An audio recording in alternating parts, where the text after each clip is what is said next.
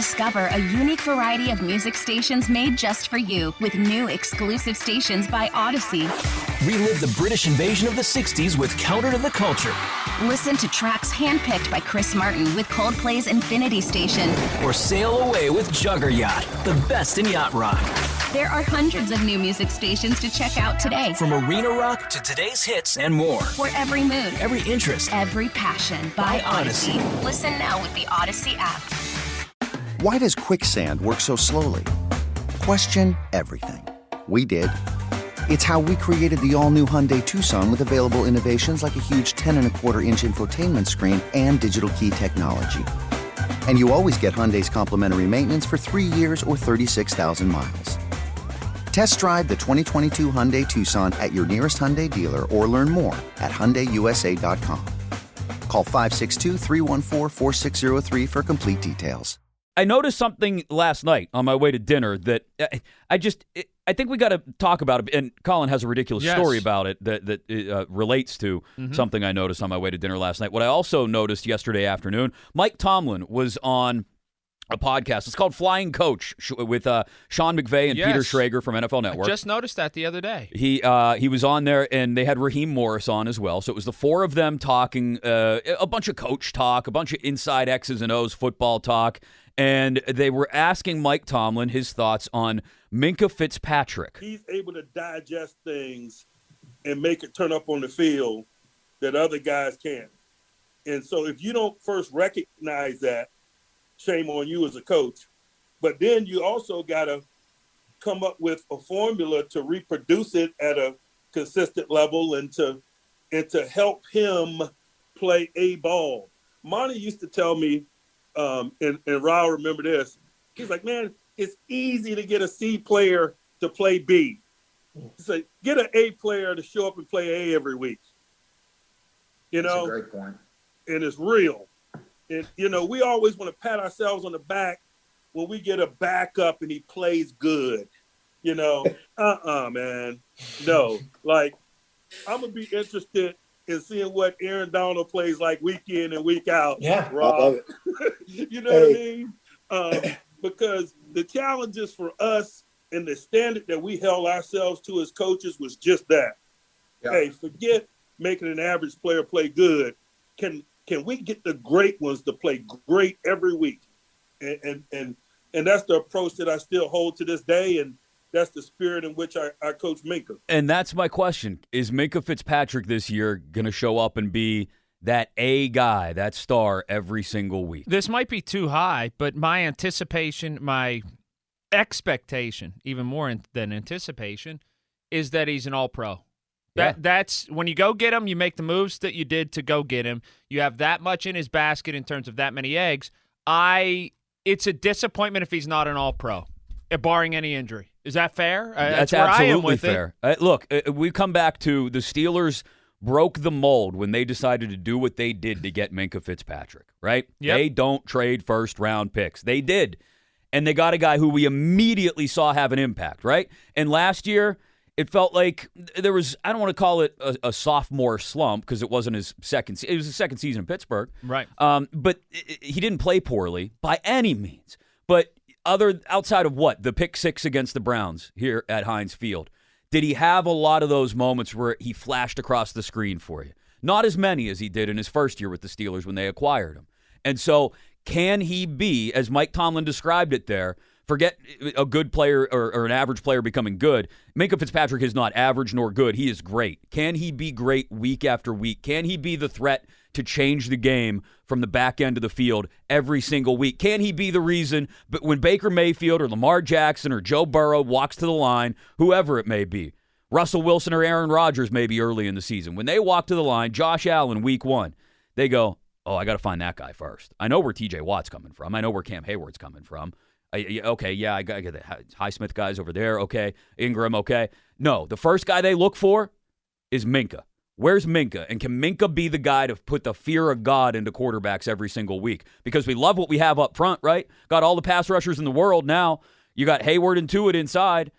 do they have Minka at the back end creating chaos? Yeah, he needs to. Or he and I think he'll continue. We forget how few games he's played as a Pittsburgh Steeler, Right. and how last year would have been a really big year to get in there, to get in the meeting room, to watch film, to really study, and he wasn't afforded that opportunity and not really allowed to do that because of COVID and everything. So the curve has been interrupted for him as well. Like, we talk about putting too many expectations on Najee Harris because he's a rookie. Minka's Right. not a rookie anymore.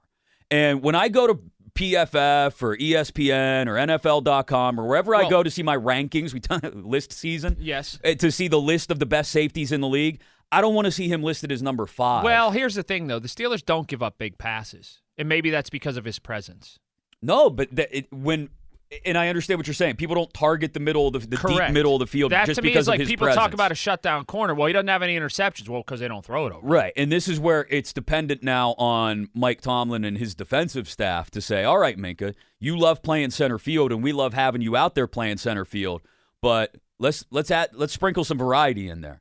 Maybe you don't crash down into the box because that's not your forte, but we're going to put you in situations where that quarterback doesn't expect to see you there, and you do make a play off of it. 9 picks and 11 breakups over these 2 seasons with the Steelers, including the playoffs. So that's again, I do think there's a certain quotient to they don't necessarily they identify Minka and work around him a lot too. I do think that happens. I think he could play a little bit better, but I do think that they identify him and work away. And I'm not by any means saying he didn't play well last year. He still is, like you said, the reason guys stay away from that deep middle of the field. It becomes addicting, I think, what we saw from Minka when he first got here, the splash plays, the turnovers, the pick 6 last year against the Browns. You almost become addicted to it and want to see it every week. That's probably not fair because they're not going to go his way every week, but I just want to see it. Tell me about these like Bugattis and stuff that you saw last night. I woke up in a new one. Right.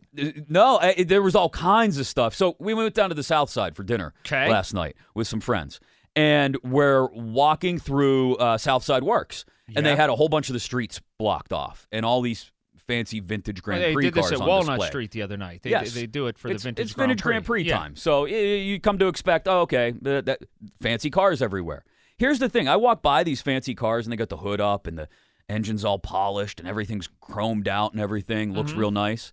I would love to drive one of these cars, one of these old fancy sports cars, for like 30 minutes, and then maybe it's just I don't have the same appreciation. And I think that's the problem. I don't have the same appreciation for Vegas, these cars. You could just rent one. That would be like fantastic. Yes. I don't have the same appreciation for these automobiles that these people do who spend their lives on them. And it literally is their life. Is like my brother-in-law, the retired cop, Mark. Okay. He's got an old Camaro, completely rebuilt the thing by hand years ago, and it is his baby. It is his life. Oh, I could speak to this. Yeah? I can speak to this. I have an interaction with a man. Okay. It's like he will remain nameless. All right. It was in the summer of '95. We were hungry, just barely alive. It's going the Wayback Machine. Yes, it was. We had just graduated high school, and we were all kicking around. Okay. And a friend of mine, he was rich, still is rich. I grew up in South Central Fox Chapel in Sharpsburg. This kid grew up in the heart of it. I mean, he was rich, still is. And he had a Yukon. They had just kind of come out not long ago, a couple years before, I think. He was 18 years old. He had a brand new Yukon. It was like unbelievable. So we decide he was sober. I need to let you know he was sober. There were 4 of us goofballs. He was one of them. And we decided we were going to go to a Brownie Mary concert that night. This is so Pittsburgh. I love it. It was great. They were big at the time, and we kind of knew people in the band that were in and around the band, and a couple people that were associated with Rusted Root. Okay. And we had just graduated high school. So we go down, and we were going to drink. They drink a little because we had IDs. In the South Side, which we did. When you could still get away with stuff like that. And then we ended up down by the arena at another place. Okay. But then we needed to get over to Shady Side to go see Brownie Mary on Walnut Street. So we went on Crosstown because we were going to go, and we had to stop in Oakland as well. Yeah, go up Bigelow. We were on Crosstown, but like above where the jail is, okay? Okay. You know where I'm talking about? So we ended up there, and it was this time of year. Well, don't you know, we got behind there, I found out later, a 1964 Porsche. Oh, my God. And it was stop and go traffic as it normally is on that. That's what it is, Crosstown Boulevard, I think, or whatever. If it's up, it's like by Mercy, like where you're going up that, yeah. Is that Boulevard of the Allies? Either one, Boulevard like of the Allies. where it's like above the jail, okay? Yeah. Start, stop, bang, rear end, 1964 Porsche on its way to like that one of the vintage Grand Prix things. All I remember in the big old Yukon. In the Yukon. I was in the back seat drinking Beast Light cans that were in not even a cooler, just right out of the thing with some ice in it. Underage, mind you. Yes. The driver totally sober. Totally sober. Open container in a moving vehicle. At 18 years old, about to just my life and my future flashing about before to be your eyes. wrecked. Everything about college baseball, everything. People are going to kill me, right? The guy gets out. I distinctly remember his light, the rear light, dangling from a string. Oh, my God. He gets out and he looks and he goes, "My life!" And this is my whole life. See, that's what I'm saying. He's screaming at us. At this time, I'm savvy enough. I start taking the Beast Light cans and I'm throwing them in the woods.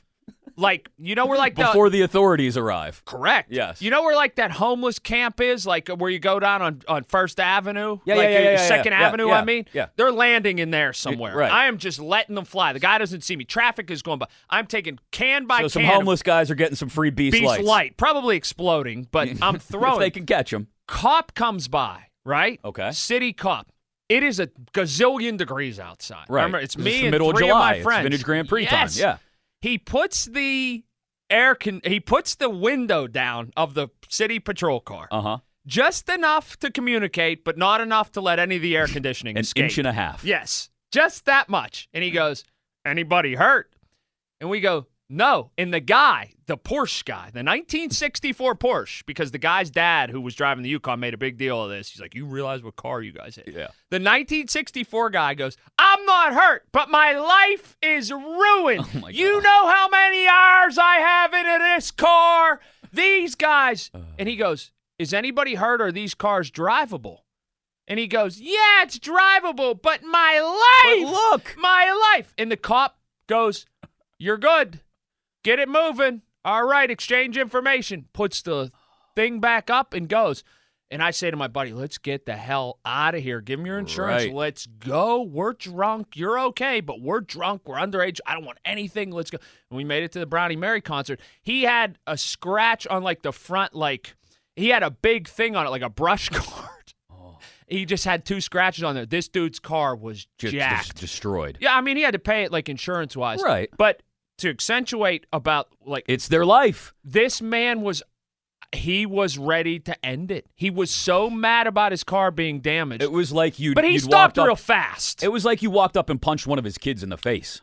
It was I'll never he had his hands in his face in his hands. He looked at the 4 of us because we got out. We're like, "Hey, you okay?" He looked at us and he goes, and I'll never forget it. As long as I live, he goes, "This car is my life." And I know his name, and I just looked it up, and he's still okay. 1964 Still has Porsche that 1964 Porsche that got rear-ended. Oh, and then we made it home, and the kid's dad goes, How much does it even cost to fix something like that? They don't make those parts. Kid's rich, but nonetheless, the dad goes, "What kind of car did you hit?" And he goes, "A Porsche." He goes, "Oh gosh." He goes, "What kind?" He goes, 1964. Give me the keys. I threw. It looked like Jose Guillen though, throwing these beer cans. I was throwing them. I was throwing rocket ships. You were trying to get them into the river. Woods. Oh, I was throwing them the other way over the traffic. Right. They were flying out of there. I was not going to get an underage drinking over that. Yeah, I don't appreciate those cars the same way the vintage Grand Prix people do. They're beautiful to look at, and I would love to drive one around for, like I said, like 20, 30 minutes, and then I'd be done. So every time I look at them, I do have an appreciation for how much time and effort and all of that. They're beautiful. So you see a 1964 Porsche, do not drive into the back. Wide do not berth. plow it from behind.